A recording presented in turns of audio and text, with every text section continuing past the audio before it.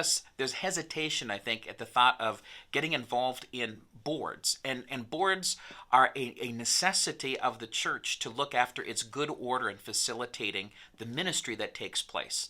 And within our board structure, we have sort of two sides. We've got our finance and property, and we have our ministry boards like the deacons and deaconesses. We have a 4-member deacon board that is a group of biblically qualified men that look to the spiritual condition and welfare and nourishment of the church, whether that's Bible studies, Sunday worship, a lot of one-on-one activity and shepherding people. That's what our deacons are looking to.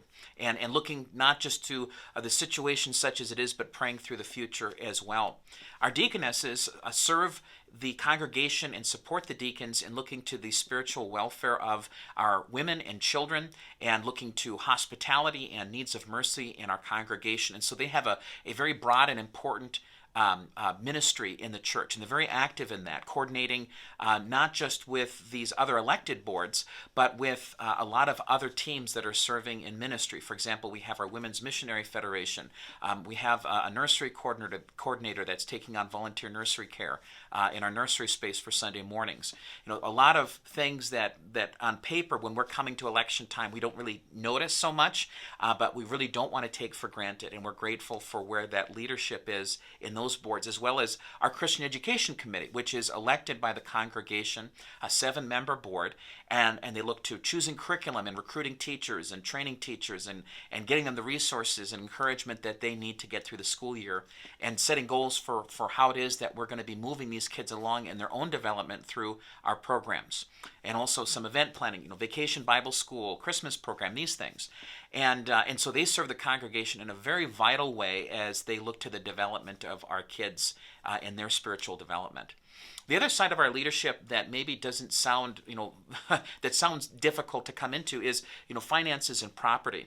And what we're talking about there is the real property of the church that's ultimately stewarded by our trustees. And so this 4-member board is where the property of the church is entrusted to make sure that day-to-day, month-to-month, annual operations are taking place.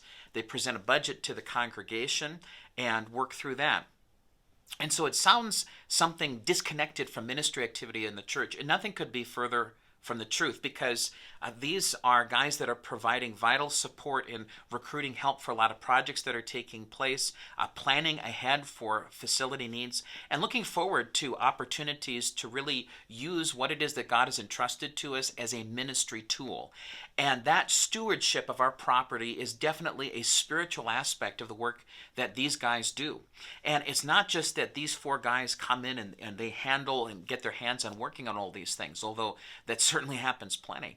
But it's leading the congregation and the men and the women of our congregation to really be involved in some of just the nuts and bolts work that needs to be done to maintain and grow ministry.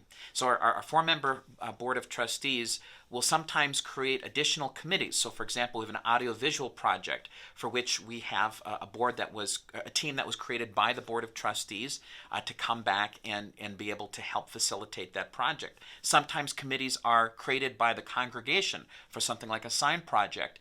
And so there's other opportunities, whether they appear on paper or not, to really contribute in these needs of maintaining the snow plowing of the parking lot, cleaning the church, a lot of these building projects as they come up, being able to be there and assist with that. Our audiovisual team, which is something that we can sometimes forget about until we've got feedback issues or something like that. Maintaining that audio equipment and giving those guys what it is that they need back there.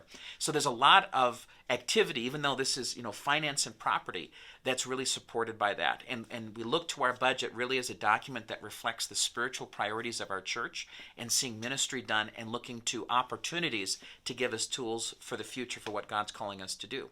We have a cemetery committee that looks after maintaining our Zion cemetery, making sure that that's maintained, and also coordinating with families and funeral homes as there's needs there too.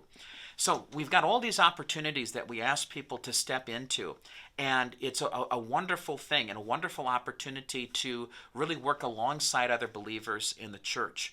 And our goal is for that service to be impactful and to give people permission to kind of set the boundaries where they need to, even as they commit coming into these roles, because this is how Jesus is really shaping us as people. if we believe that we're going to show the love of Jesus through what it is that we say and do, our service as a church together is a vital part of discipleship, how Jesus is shaping who we are as believers. And working together, whether that's in a board setting or working in one of these ministry activities and ministry teams that is served by these boards, there's an abundant opportunity for us to grow in our faith through service. And I hope that there'll be an abundance of willingness from the people of our church in considering opportunities, not just for 2023, but for 2024 and beyond. If you have questions about this, we have a nominating committee. That's what they're for, and you can always come and talk to me.